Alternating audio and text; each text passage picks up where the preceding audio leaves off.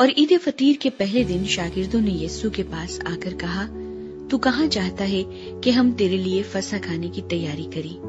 اس نے کہا، شہر میں فلاں شخص کے پاس جا کر اس سے کہنا، استاد فرماتا ہے کہ میرا وقت نزدیک ہے، میں اپنے شاگردوں کے ساتھ تیرے ہاں عید فسح کروں گا۔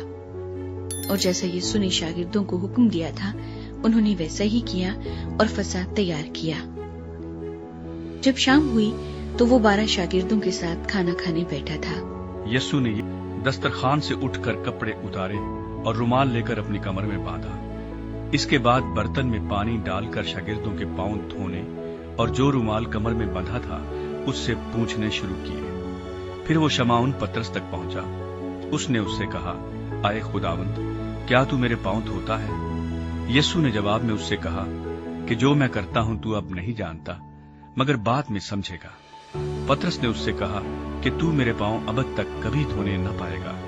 یسوع نے اسے جواب دیا کہ اگر میں تجھے نہ دھوؤں تو تو میرے ساتھ شریک نہیں۔ شمعون پترس نے اس سے کہا، اے خداوند، صرف میرے پاؤں ہی نہیں بلکہ ہاتھ اور سر بھی دھو دے۔ یسوع نے اس سے کہا، جو نہا چکا ہے اس کو پاؤں کے سوا اور کچھ دھونے کی حاجت نہیں، بلکہ سراسر پاک ہے، اور تم پاک ہو، لیکن سب کے سب نہیں، چونکہ وہ اپنے پکڑوانے والے کو جانتا تھا، اس لیے اس نے کہا، تم سب پاک نہیں ہو۔ بس جب وہ ان کے پاؤں دھو چکا اور اپنے کپڑے پہن کر پھر بیٹھ گیا تو ان سے کہا، کیا تم جانتے ہو کہ میں نے تمہارے ساتھ کیا کیا؟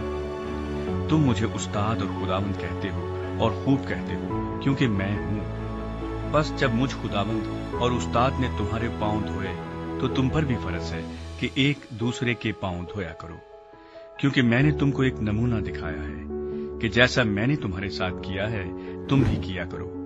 میں تم سے سچ کہتا ہوں کہ نوکر اپنے مالک سے بڑا نہیں ہوتا، اور نہ بھیجا ہوا اپنے بھیجنے والے سے۔